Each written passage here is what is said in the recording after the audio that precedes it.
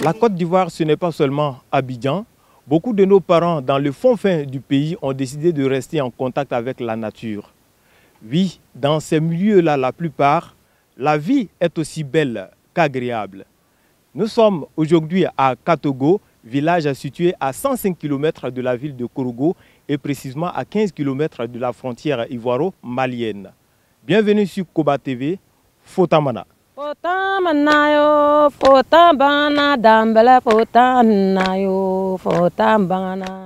Village de plus de 5000 âmes constitué essentiellement de Sénoufou, Katogo est chef-lieu de sous-préfecture, regroupant 14 autres villages, dont Kanyene, Kantara et bien d'autres qui l'enturbanent. Nous sommes en plein harmattan, il est 6 heures. Le soleil se lève sur le village qui subit la fureur de la chaleur à laquelle tente de résister ce bûcher ardent. Dès l'apparition de la lumière du jour, la vie reprend de plus belle. Les populations se libèrent de la chaleur des couchettes et bravent le vent sec et glacial de la saison sèche pour vaquer à leur occupation.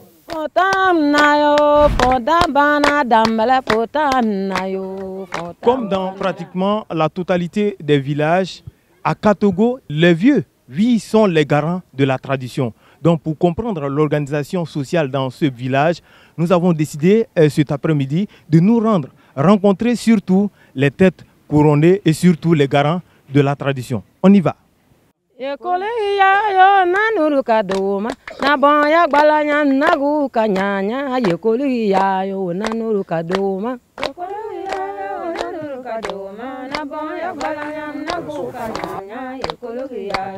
Comment Katogo est né, le village de Katogo? Ce que nos ancêtres nous ont enseigné, c'est que le chef Nanyama Kone, venu de Mali, Katele, s'est retrouvé à Katara. Et de Katara est venu à Katogo pour s'installer et a fondé sa famille. Et cette famille étant fondée, les Blancs sont venus à Katogo. À la recherche d'un tuteur, ils se sont rendus au quartier Nanyopien, qui sont les chefs de terre.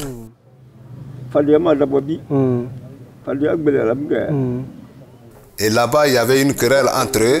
Ceux qui les ont accueillis ne s'entendaient pas à ceux qui n'ont pas voulu les accueillir. Et partant de là, ils se sont détachés. Et ils sont allés créer l'actuel quartier qui est Soba, qu'on appelle Doutiso. Ainsi donc, ce qui se disait entre cette famille et les Blancs, nous ne comprenons pas le français, tout ce qu'ils viennent nous dire, bon, on essaie d'accepter.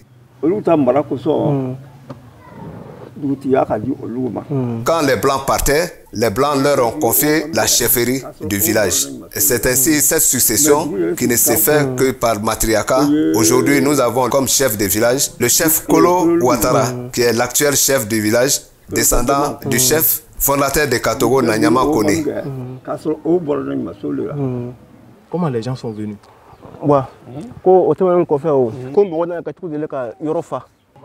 Nanyama Kone étant installé et voulant l'évolution du village et étant chasseur et devin, savait que quelqu'un devait passer et qui pouvait l'aider à peupler le village. C'est ainsi que le vieux Fofana Karamo Nyere, qui signifie Karamo clair, par son passage a été retenu par le chef Nanyama Kone. Et grâce à ses prières et bénédictions et sacrifices, Katogo ne cesse de s'accroître et de se développer. C'est pourquoi on trouve des multitudes de noms de familles familles à Katogo, telles que Kone, Koulibaly, Fofana, Bamba, Dambélé, Diarra, Traoré, etc., etc. Le nom Katogo, ça vient d'où? Le nom Katogo vient du nom sénoufo, Katong. Donc le chef Nanyama Kone étant chasseur, quittait chaque fois Katara pour venir à Katogo pour la chasse. Et quand il chassait, la chasse étant favorable, il en mangeait une partie de sa viande et il rapportait au village une partie séchée. C'est ainsi quand il arrivait au village, les habitants lui posaient la question, il lui disait ainsi en sénoufo, Samiri. Et il répondait, Miri Mkantongma, ce qui veut dire, d'où venez-vous avec cette viande? Je viens de la cabane herbeuse, qui signifie Kantong. Donc quand les colons sont arrivés, avant de partir en écrivant le nom, ils ont transformé le nom Katong à Katogo. Comme dans la plupart des territoires habités par le peuple sénoufo, Katogo est une terre où l'islam occupe de plus en plus une place de choix dans le quotidien des habitants du village. Longtemps resté dans cette mosquée centenaire de style sahédien qui ne pouvait contenir qu'une trentaine de fidèles, les musulmans ont, dans une synergie d'action, érigé ce joyau architectural où seuls les Fofana sont détenteurs de la canne de l'imama. C'est pas comme il n'y avait pas d'autres noms de famille à Katogo, mais c'est le vieux Kalamo Nyanga Fofana qui a envoyé l'islam à Katogo et son cousin El Hadj Fofana Bafé qui a marché de Katogo à la Mecque et de son retour a mis un apatable sur place pour rassembler les musulmans afin de prier ensemble. Et c'est après il a eu l'idée de construire une mosquée. Et les vieux sont allés voir la famille Kone, chef de terre de Katogo, qui leur ont offert ce terrain là où la première mosquée est bâtie. Et ce jour, cette terre était déjà cultivée et qu'il y avait des pieds de mil. Tout ça a été rasé pour bâtir cette mosquée. Mais ici aussi, il faut comprendre qu'il y avait d'autres noms de famille, en plus des Fofana, qui a aidé la famille Fofana à rehausser l'islam à Katogo. Il y avait la famille Traoré, entre autres M. Sori Traoré et Molamine Traoré, que nous avons connus. Aujourd'hui, nous avons 5 mosquées qui complètent la grande mosquée à 6. Quand il y a un problème de Kozim, tout le monde se retrouve à la grande mosquée pour débattre le problème. Et même avec les non-musulmans. Il faut se dire que ici à Katogo, les musulmans et les non-musulmans vivent en parfaite symbiose. Nous sommes à présent avec un des acteurs de la construction de la nouvelle mosquée, cette mosquée qui nous abrite maintenant.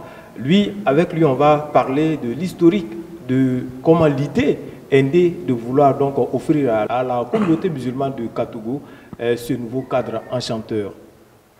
Salam alaikum. Alaikum salam. Qu'est-ce qui a motivé la construction d'une nouvelle mosquée ici à Katogo? À chaque fois, on venait d'Abidjan. On est dans l'ancienne mosquée, ça ne peut pas prendre 50 personnes. Oui. Dans ses prêches, toujours, il nous disait que personne ne doit le faire si ce n'est pas nous-mêmes. Il dit, la maison de Dieu, il faut prendre le courage de commencer, Dieu fera le reste. Et ces conseils restés en nous. On avait une sortie de Maouloud, quand nous sommes arrivés.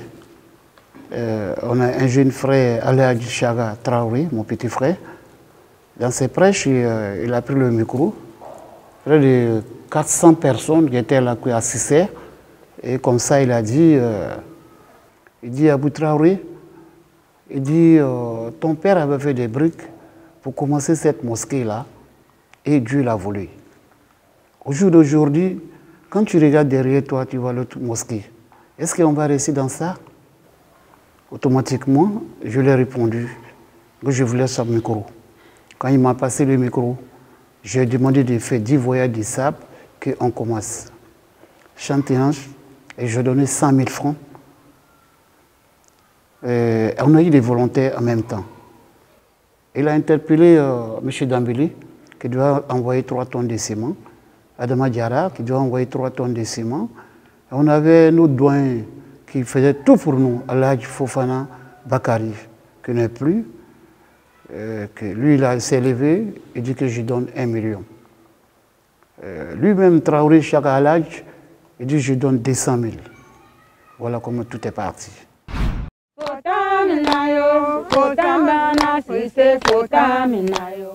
Katogo est de plein pied dans la modernité. Il regorge de plusieurs infrastructures qui rendent agréable et plus belle la vie des populations.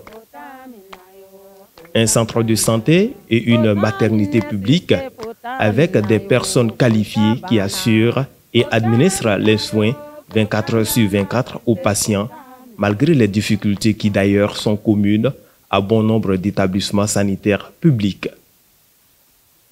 En vue de nous imprégner de ces réalités, nous nous sommes rendus à l'hôpital pour échanger avec les responsables de l'établissement. L'infirmier-major, chef d'établissement, étant en mission d'évacuation d'un patient à Mbengue, c'est finalement avec la sage-femme que nous allons échanger. Nous sommes ce matin ici à la maternité du village de Katogo. Quelle est la fréquence de fréquentation surtout de ce centre, la maternité ici? Si c'est la fréquentation, les gens viennent, les femmes viennent en tout cas, elles viennent, mais seulement que c'est en retard comme je le dis. Donc ça fait que les objectifs sont un peu difficiles à atteindre. Chaque mois, il peut y avoir combien de cas d'accouchement ici? Il y a des mois où tu peux atteindre 30 accouchements, tu peux atteindre 40, il y a des mois aussi 10, 15, en tout cas ça dépend du moment. De janvier jusqu'à, on va dire, février, mars, voilà, là il y a un bon taux d'accouchement. On ne peut pas quand même passer sous silence certaines difficultés que vous vivez au quotidien.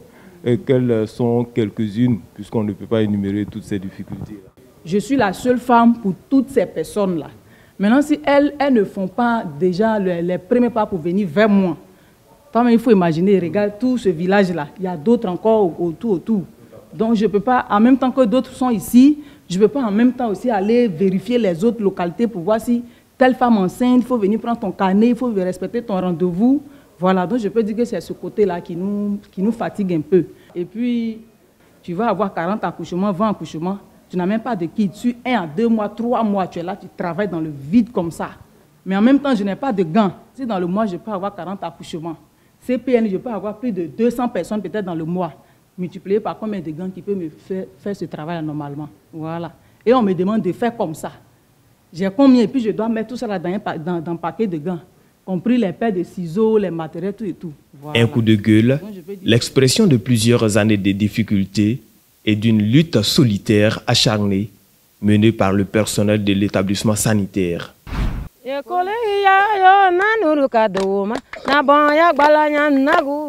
Âgé de plus de 60 ans, avec ses 6 salles de classe, plusieurs hauts cadres du pays y sont passés durant leur cursus scolaire. Après le cycle primaire, les élèves de Katogo n'ont plus besoin d'aller en ville pour poursuivre les études. Katogo est doté d'un collège de proximité actuellement en chantier pour devenir très bientôt un lycée moderne avec plusieurs salles de cours, salles spécialisées, salles numériques et bien d'autres commodités.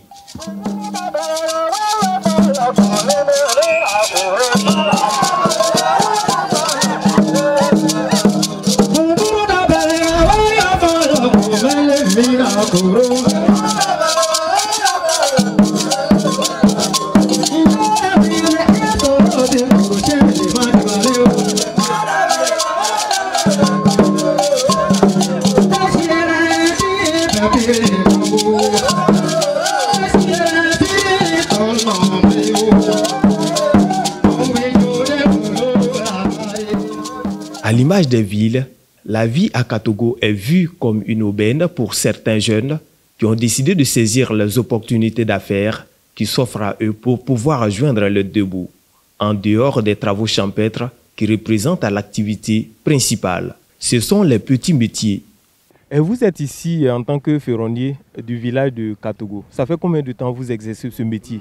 Ça vaut 10 ans.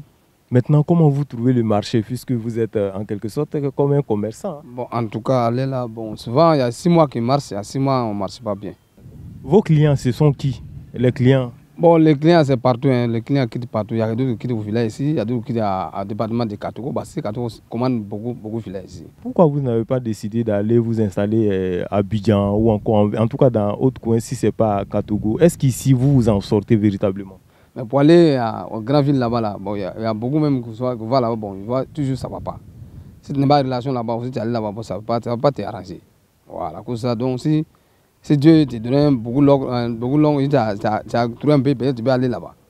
les portes que nous avons vues derrière, là, une porte peut coûter combien comme ça lorsque vous gagnez un marché d'une porte? Un porte 80, tu dois avoir 35 000 francs. Mais si il y a d'autres fêtes, si tu prends ça, tu peux prendre 30 000 par aller. 30 000 prendre ça 80 là. Mais c'est 2 battants là. Là on est totalement là. Bon, 2 battants, il y a des vrais fêtes, tu prends ça, donc ça peut aller 55 comme ça, ou bien 65 comme ça. Tu peux prendre 2 battants. Avec tout ça, quand même, vous ne vivez pas aux dépens de quelqu'un quand même. Vous vous en sortez en quelque sorte. Si le prix est resté tranquille, tu gagnes un peu. Merci, bonne chance, monsieur Koné. Merci beaucoup.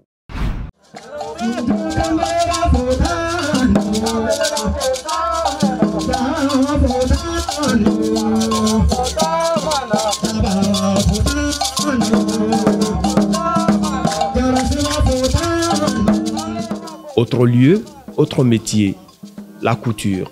Ce jeune a décidé de revenir au village après plusieurs années à Abidjan. Bon, je pense que c'est un peu le destin, puisque au niveau d'Abidjan, on a essayé de tenter, on voit que ça ne va pas.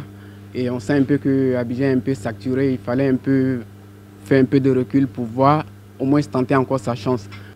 Il faut que tout le monde sache qu'en dehors d'Abidjan, on peut réussir quoi, depuis 10 ans celui-là. Depuis 10 ans, ça veut dire que ça marche un peu. Oui, par la grâce de Dieu, ça va. Vous avez commencé avec combien de machines ici? Bon, en toute sincérité, j'ai commencé avec une machine ici. Aujourd'hui, vous en avez combien? Bon, 7 à 8 là-bas, je pense. Des grosses machines qui sont chères aussi. Oui, effectivement, qui sont chères. Un appel à lancer à l'endroit des jeunes? Bon, vous savez, chacun a sa manière de voir les choses et chacun a sa philosophie. Par contre, il y a les jeunes, autant qu'ils sont à Abidjan, même quand ça ne va pas, ils préfèrent rester à Abidjan. Mais moi, je peux dire aux jeunes Ivoiriens qui sont à Abidjan et que ça ne va pas, qu'ils essaient au moins de tenter leur chance, rentrer un peu dans les villages pour pouvoir tenter leur chance. Puisque en mettant dans la tête que c'est forcément Abidjan qu'on peut s'en sortir, souvent on peut se mettre en retard. Donc voilà ce que je peux dire aux jeunes d'Abidjan.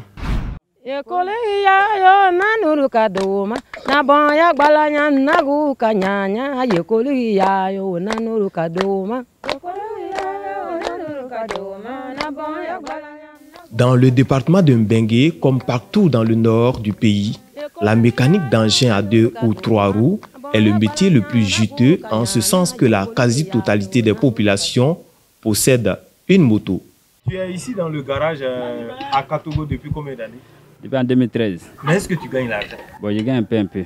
Et les clients, ils viennent d'où? Les villages viennent. Il y a Koliani, Natulu, Kacholo, Katara. Sur le niveau, il y a tout dedans. Comment tu as eu l'idée de créer ce garage-là ici? Pourquoi tu n'as pas décidé d'aller en ville? Ah bon, tu sais, en ville là, c'est pas facile là-bas. Hein. Si tu es en ville là-bas, bon, tu payes maison, tu payes courant, tu payes l'eau. Mais en ville ici là, c'est pas trop ça quoi. Ah, si tu payes maison, mais c'est pas trop comme pour en ville.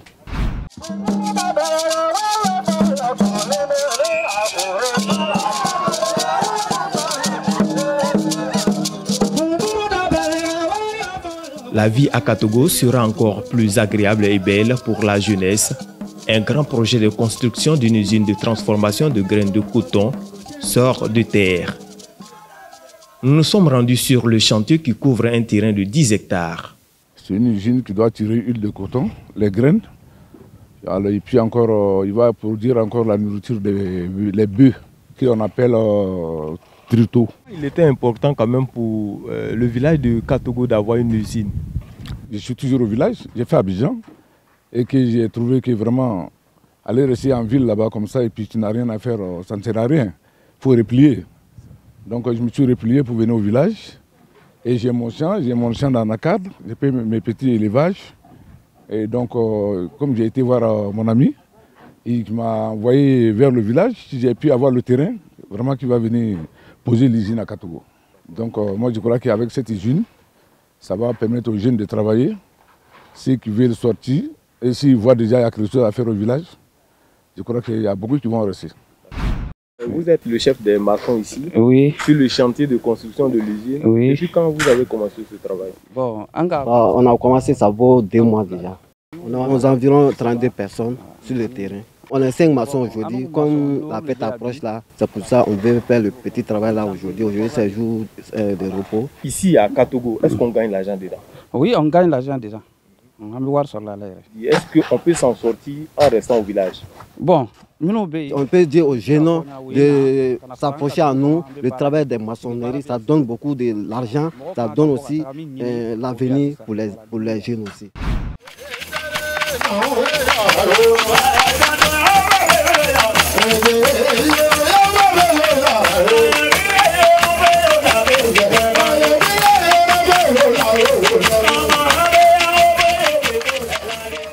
L'Eldorado n'est pas seulement en ville.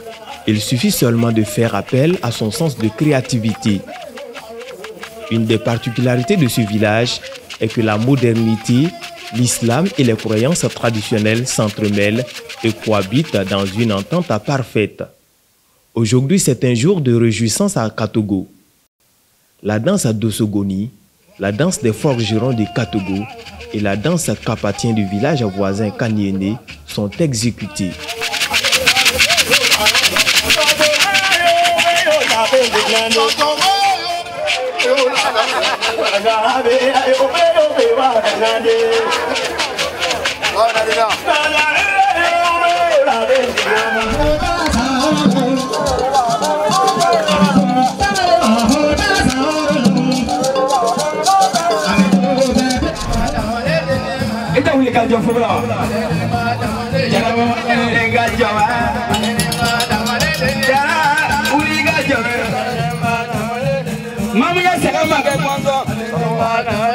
Mama ya solo ka wule mandefu ya ke pa wala vale mo bene joli mana vale karma salam mama sala vale ela gara se ka wule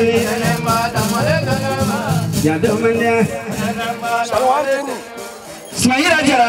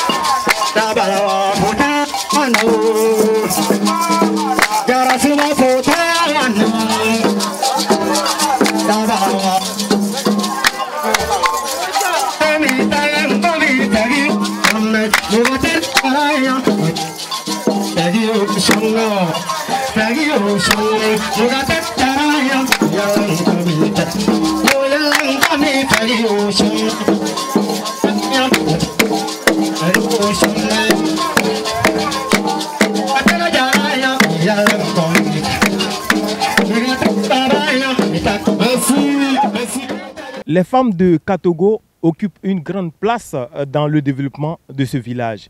Et ici, nous avons constaté ces femmes-là braves qui se sont constituées, qui se sont réunies en coopérative pour pouvoir donc mener certaines activités. Et nous allons donc à la découverte de ces différentes activités.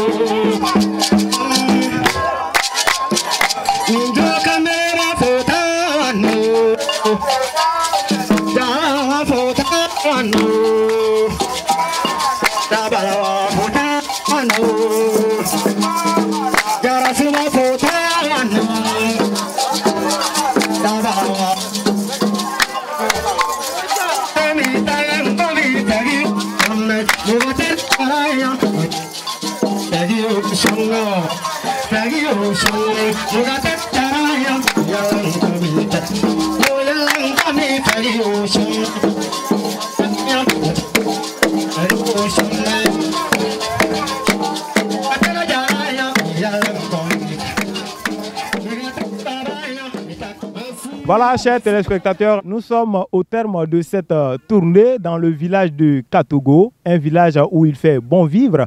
Oui, dans ce village également, nous le savons, l'autonomie financière de la femme, c'est une réalité. Nous avons pu découvrir donc toutes ces activités-là, créatrices donc de revenus pour les femmes. Nous allons donc terminer en beauté avec ces merveilleuses voix des femmes de Katogo. Yokologiya nanuru kaduma nagwa balanya nagu kanyanya yokologiya nanuru kaduma nagwa balanya nagu kanyanya yokologiya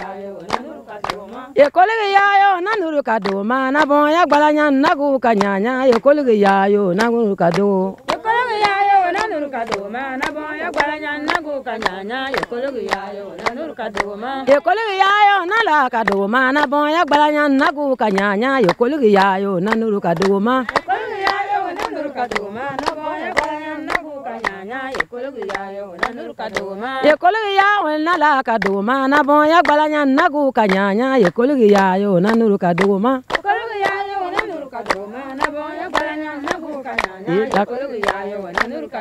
yokologiya nala kaduma nagwa balanya nagu kanyanya yokologiya